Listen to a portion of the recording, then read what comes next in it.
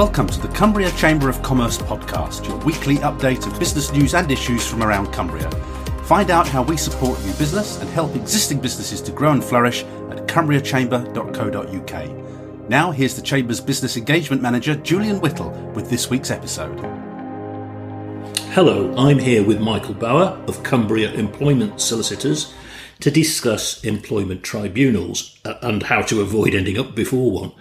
Now, he's one of Cumbria's foremost experts in employment law who delivers workshops and seminars on behalf of the Chamber.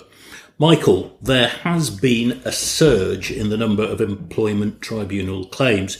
Ever since fees were abolished in the summer of last year, I've seen figures from the Ministry of Justice which suggest that the number of claims has more than doubled. So why did the government do this? Why did they abolish the fees? Well, in truth, Julian, the government didn't abolish the fees. The Supreme Court did. There was a hearing last July, as you say, where the Supreme Court decided that the fees were unlawful because they effectively denied individuals the right to enforce their legal rights because of the ways the fees were structured. And so the government had no choice but to remove the fees and refund those that had been paid.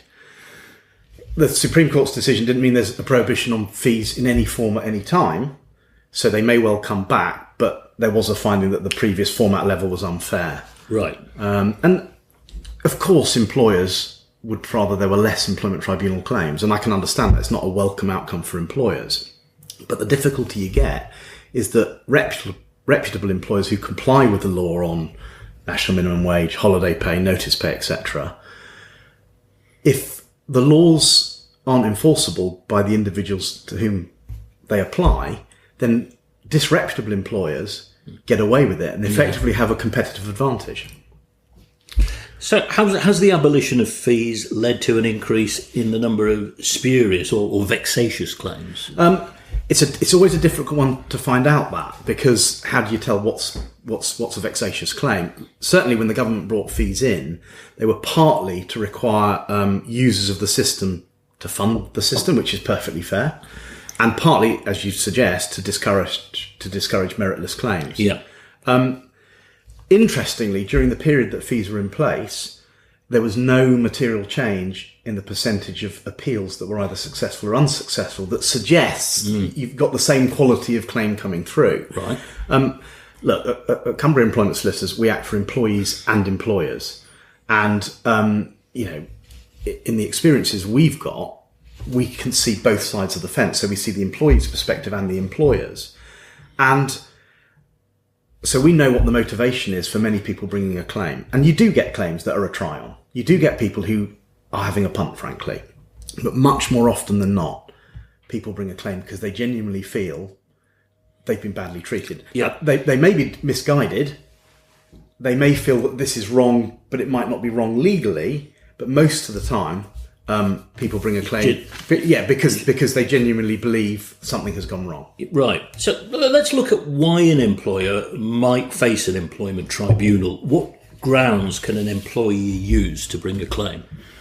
Again, big variety of claims. It's a very wide jurisdiction, employment law. At one end of it, at the simplest end, if you like, there are claims for unpaid wages, holiday pay, notice pay. Almost, you're either owed it or you're not, or the maths is correct or the maths is wrong. So they're normally pretty easy to sort out because the money's due or it's not due. Next level up probably is unfair dismissal, and these are much more common and probably most likely they're the most common of the more complex claims that an employer is likely to face. And they arise where an employee says they've been dismissed for an unfair reason, that a fair dismissal process hasn't been followed, or that the dismissal is unfair generally. And then finally, the next level up, most complex, are discrimination claims where an employee alleges treatment about which they're dissatisfied is motivated on prohibited grounds, sex, race, disability, etc. Right. In terms of unfair dismissal, that's the one I would say is the biggest threat to members of the Chamber. And I will often see employers who have completely legitimate concerns about an employee's conduct or performance or sickness record, or where there is a genuine need on the part of that business to make redundancies. So that the employer is in quite a strong position legally and factually. The law is on their side. But often the employer will deal with the process late, which often makes things worse, clumsily, badly. And so what you see is employers who at the heart of it are right. The law is on their side. But because of how they put into effect their rights, they've given the employee an open kick at a goal that need not be there. Yeah. So it's the process they've fallen down on, really. It may be the process. It may be the investigation is often ones where people get things wrong. It may be, as I say, they've left it late in the day to deal with it and therefore made life much harder for them. And look, employment law is a seesaw. It's a balance. And on the one hand, you've got the rights of the employee, and on the other hand, you've got the rights of the employer. And there are consequences if you breach the rights of employees, and from my perspective, rightly so. But the law does give employers significant leeway to make decisions in their businesses to ensure that those businesses are commercially viable. Because if it didn't, capitalism wouldn't work. So there is quite a lot of flexibility and freedom there for employers to address concerns within the business. A tribunal is not there and is not frankly allowed by law to second guess employers' decisions. It's not there to say, what would we have done in those circumstances? It's there to see that certain minimum levels of fairness, natural justice and process are met. And look, it's always a hard view for me to convince anyone of, even when I'm doing training for the chamber, to convince employers that employment law is set up in a way to allow them to run their businesses efficiently and effectively. And the law should be seen, as long as you tick the right boxes, go through the right process, as a means to improving a business, to making it more flexible, more efficient, having proper control over staff. Because as I say, if the law wasn't set up in that way, capitalism wouldn't work. And genuinely, it is set up in that way. So if as an employer you do find yourself facing a claim, what should you do? Don't ignore it, because that seems like stating the obvious, but I'm afraid employers, they do ignore them. Act promptly. Don't bury your head in the sand and pretend it's going to go away, because if it's got to that stage, it's not going to go away. Yeah. It's not going to go away. And what will happen, the longer you leave it, the more you'll back yourself into a corner. Of course, I would say this, wouldn't I? But get advice. Get advice. We always give free initial advice to any business who contacts us, and I'm sure many advisors around the county will do that. We would always give somebody who contacted us with a claim against them an assessment of the risk, strengths, weaknesses, value of the claim, what we think they should do next, and what they should do tactically long term. And most of the time, you can give a pretty good assessment, half an hour, 3/4 of an hour on the phone, and there's obviously no charge for that. What you also need to know as an employer is you want clear, down-to-earth, practical advice on what the best approach is. Now, if the best approach is to do a deal, to settle it, either because the claim is strong or the economics make that the right option, or because the employer, for whatever reason, says, actually, I've got better things to do with my time than fight this. If the right option is a deal, get it done quickly, efficiently, early. Because otherwise, it drags on, everybody gets more entrenched, costs get run up. Yeah. The worst possible outcome, almost invariably in a case, is settlement on the steps of the court. It benefits no one except, of course, the lawyers. What you want, if you're going to do a deal, get it done quickly, because you get the maximum benefit from that decision then. Equally, if the right decision is to fight, then ensure that you have a clear understanding of the pros and cons of why you're making that decision and the likely cost of doing so. If you've not had that from your advisor, they're not doing their jobs right. And if you haven't understood their advice, that's not your fault. That's their fault. It's the core of their job. And, I say to clients all the time, lawyers are no different from plumbers, electricians, or mechanics. We're tradesmen. We're tradespeople who know how to do something that most people don't. Treat us accordingly. Demand to know what we're going to charge you. If you don't understand what we're telling you we're going to do, ask again. And if there's uncertainty or something changes, expect to call us to account for it, because that's how it should be. Somehow lawyers can get away with being a little bit above all of that, and we're no different. We are tradespeople. So what can an employer do to resolve a claim before it goes as far as a tribunal? These days you have something called ACAS early conciliation, and that's a process you have to go to, an employee would have to go through as a precondition to commencing a claim. And it's the last chance you get to resolve the claim before it goes to tribunal. So what will happen is ACAS will get in touch and say, you have a potential claim against you. This is what's being said. This is what they're looking for. Are you interested in doing a deal? For instance, their aim is to look at settlement. And I would engage with that process. Often I would use professionals to engage with it, because quite often, if you've got somebody at the other side who's disgruntled, an employee who's disgruntled, there may have been previous correspondence on the issue. But sometimes if you engage with it right, and again, understanding the employee's mindset in this setting and their pressure points is important. Sometimes you can get, with ACAS, if you've got a good ACAS officer, you can get them to converse with the employee in a way so the employee sees more clearly from somebody independent the risks of what they're getting themselves into and why there may be failings in the case. And you can often use that. The other thing is, it's often, and you get this in the world of politics as well, it's often not the initial problem that causes the drive for somebody to bring a claim. Yeah. So it may not be the initial thing that's happened, the alleged bullying in the workplace. It's often the way the grievance about that is handled. Ah, right. And therefore, if you do get a grievance in a workplace, tackle it. If you can see there are issues with a manager who's heavy-handed, tackle it, because doing so will solve problems in the nip them in the bud, in the long run. Yeah. I think claims can often be resolved for much more easily than you think. You do need to be able to engage with the other side, and you have to untangle the issues. And sometimes that means untangling the mindset of the employee. It's often emotional from an employee's point of view. They feel wronged and they feel abused and disrespected. Now, they may be misguided, but it's a genuine... Absolutely. Yeah. Unless you can get into the emotion of that sense of things, you're not going to stop the thing rolling forwards. And therefore, not only is it the tactical pressure points, it's often the mindset too. And one of the best ways you can deal with that is by way of mediation. Mediation is a much more effective way of dealing with these sorts of disputes often than litigation. With litigation, there is a winner and a loser. It's binary. Whereas with mediation, essentially it's about communication, and most employment problems stem from communication issues of some sort or another. And mediation is designed to get that communication going. And when it works, it is almost magical in the way it can untangle really quite intractable problems within a workplace. I've done a good few of them. And as I say, it's not right for every circumstance, but when it does work, it is much quicker, more cost effective, more controllable, and it delivers often positives that you'll never get from the sort of winner-loser situation of litigation. Now, I presume the cost of defending a claim will depend on the complexity of the case, but can you give a rough idea of a sort of ballpark figure for what employers might be getting into? Yeah, it's as you've hinted, it's really difficult to give meaningful figures because every case is different, and every advisor is different as well. I mean, I think you want an advisor who you trust.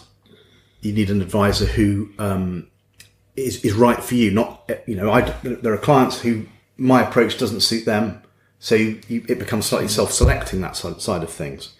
I think in terms of the approach, it depends. A multi-day complex discrimination case that might have a 5-day, 7-day, 10-day hearing, I think you'd be unlikely to get out of that for less than 8-10 grand in terms of legal fees.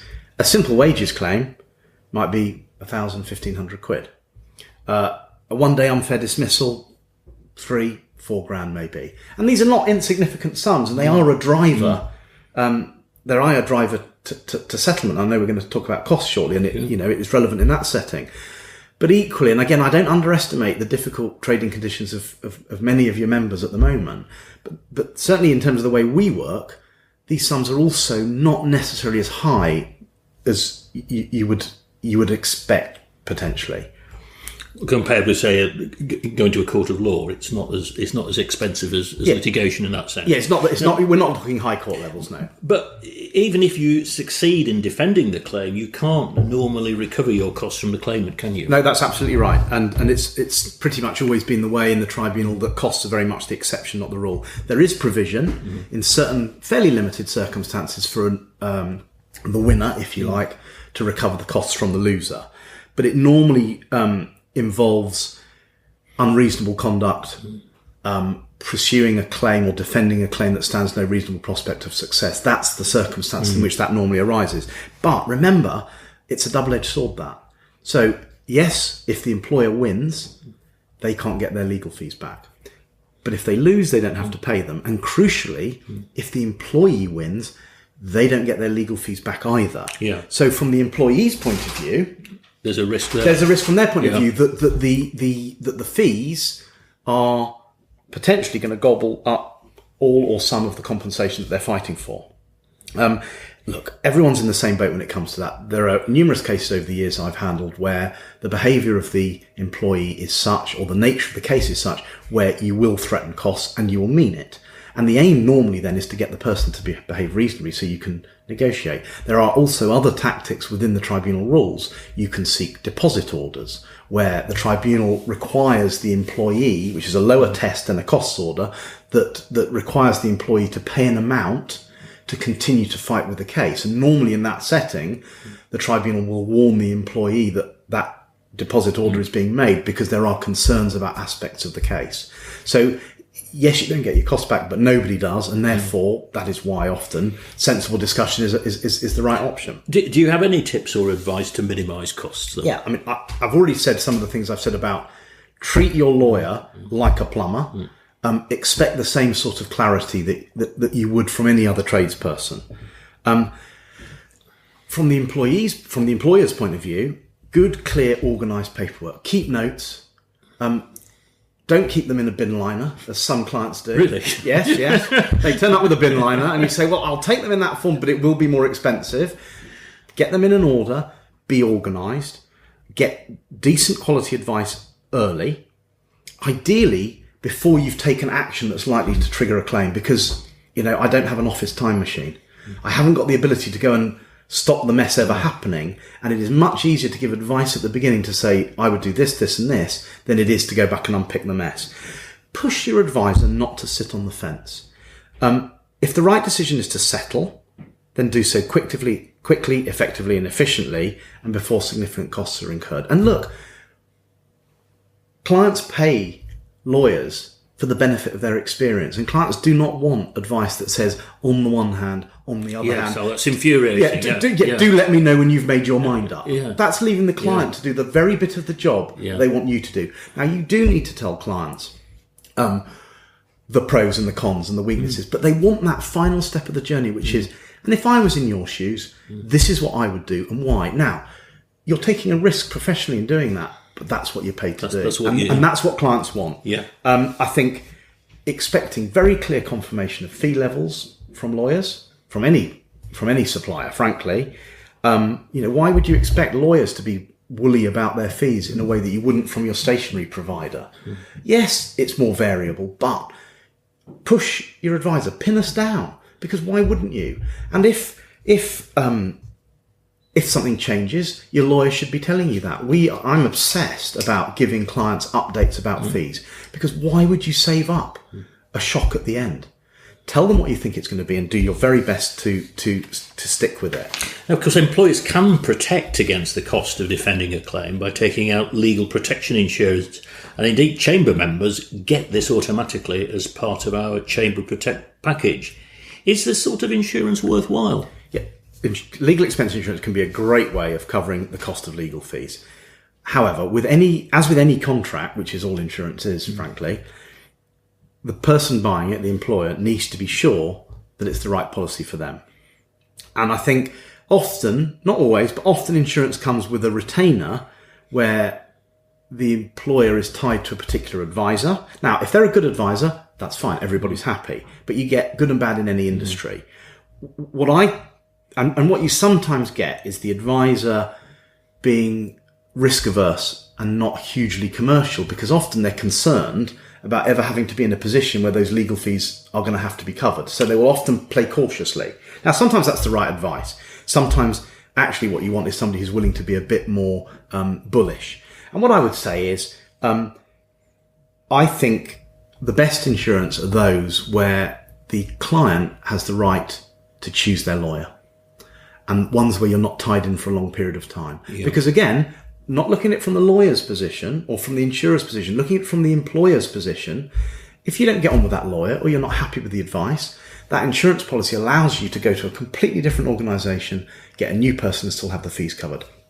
That is great power as a customer to do one, to get the person to do as they should, but two, there is a consequence to it if they don't, and you're not tied in for 3 years beyond that. So look, absolutely in principle, it can make a massive, massive difference to a business to have that sort of legal cover, but you need the right policy, you need a policy that is of the right quality, and you need a policy that doesn't tie your hands in terms of the advice you want going forwards. And if you fight a claim and lose, are there limits on the level of compensation that the tribunal can order you to pay? It's again different for different cases. So for unfair dismissal, on the main element of one of them, there's a basic award which is calculated. It's an equation. It's like redundancy pay calculated in the same way. There is another element to the award which is intended to compensate the employee. That is capped at either whichever is the less of 12 months gross pay or a figure of approximately 84 grand, which, most businesses would not want to get clobbered by that. Yeah. Breach of contract claims in the tribunal are capped at £25,000. It only has jurisdiction to hear them up to that level. There is no cap on discrimination claims. But, you don't hear this sort of thing from lawyers generally. I think these sorts of risks need to be put into some sort of perspective because, you can end up potentially, and they're the ones you'll hear about in the paper, you can end up with very expensive claims into six figures. But in the year ended 2017, the median unfair dismissal award, which is the most likely claim people are to face, was £7.5 grand. Yeah. Which, again, no business wants to be paying that out, but it's very different from the numbers you normally see in the newspapers. Yeah. Just as you never read in the newspapers, performance-related dismissal went smoothly. You only ever hear it. You only ever hear it when it goes wrong. Of course, many more go right than wrong. So, what can employers do to minimise the chances of an employee bringing a claim in the first place? In other words, what does good practice look like? Okay, look, forgive me if I bang on about this for a little bit because I think it is really important, and these are lots of things that businesses can do themselves just to minimise risk. And in minimising that risk, they will also probably make those businesses more efficient. The starting point every time for me is their contracts and policies. Get them right, and it gives an employer a massive advantage. To some great extent, employers have the right to set the rules of the game between them and their staff. And ideally, staff and employer are in it together, but it's not always like that. So the employer can set the parameters, and that gives the employer the right, the ability to embed at the very heart of its business, often with the most expensive element of that business, its staff, to embed efficiency, flexibility and control at the heart of the business. So get your paperwork right. That framework also means that managers know what the rules are, which means they can go and look at the staff handbook rather than having to ring up a lawyer. Yeah. So you're saving money. It also means staff know what the rules are. So, my view of human beings is that essentially we're all still children. And I know with my children that if you don't put boundaries in place, they will keep pushing until they find a boundary. I'm no different as an adult. Most people I deal with are no different. If you set the boundaries clearly and you enforce them crucially, people's behaviour will be much better. If you let people get away with bad performance, bad temper, misconduct, laziness, then I'm afraid it's infectious. You have the sort of, well, Bill gets away with it, why should I do it sort of attitude. So if there's an issue, tackle it. And it is an absolute truism in employment law. The longer you leave it, the worse it will get because people's behaviour becomes more embedded. You will get the answer, well, I've always done it that way. The worst I had was an employee who had been employed for 22 years, had been rubbish from day one, but the employer only tackled it when times got hard and they could no longer afford the luxury of having a rubbish employee after 22 years. It took us 6 weeks to deal with that person. There was no fuss, there was no nonsense, there was no fallout. Tackle things before matters drift over the 2-year point, because at the 2-year point, although there are many exceptions to this rule, employees can't bring a claim for unfair dismissal. So if you are going to do something, do it early. And look, I have had countless occasions where clients, after we've tackled something, and I'm other lawyers would tell you the same thing, where they say, do you know what? I wish we had done this sooner. get managers trained in how to deal with common things, underperformance, misconduct, redundancies, changing contracts of employment. Yeah. Because actually, a lot of the time, this is about confidence. It's about believing the system, and the rules are much harder on employers than they are, because they're not. They are set up to allow employers to tackle this stuff, but managers don't believe it, or even if they do believe it, they don't know what to do next.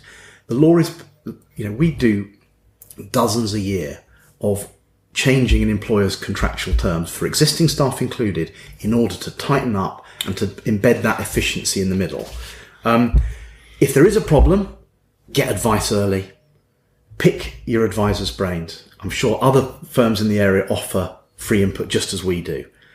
Because it is so much better to have a 10-minute conversation at the beginning than to have let it get out of hand and then try and contain it. Completely. It's so much harder.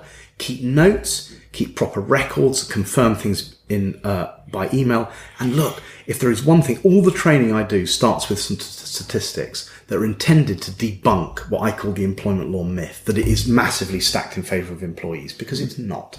So believe that employment law is much more common sense than most lawyers and HR specialists would have you believe. And it is specifically designed to allow businesses to tackle the common problems that they all face: sickness, underperformance, bad behaviour, overstaffing. As I say, capitalism would not work if that wasn't the case. And just look, for the record, in the period June to March 2018, the Employment Tribunal stats say that around 10,000 claims were disposed of in the system. Most of them, the vast majority of them, were either settled, struck out, or dismissed. And only 10% of those that went to hearing, it resulted in a finding against an employer. Now, look, no employer wants to have to fight a claim and win it from the points you've already made, Julian, about costs. Yeah. But those are pretty good odds. Yeah. And it does bear out what I was saying earlier. The law is set up to give employers the power to deal with this stuff. And look, that's how your advisor should be using the law, to streamline, to take your business where it wants to go, to make it more efficient, to give you more flexibility and control. And that's, to my mind, absolutely how it should be. Great. Thanks very much, Michael. Thank you for listening to the Cumbria Chamber of Commerce podcast. You can find out more about how we're supporting Cumbrian businesses at cumbriachamber.co.uk and cumbriagrowthhub.co.uk. In the meantime, thank you very much for listening, and we'll have another episode for you next week.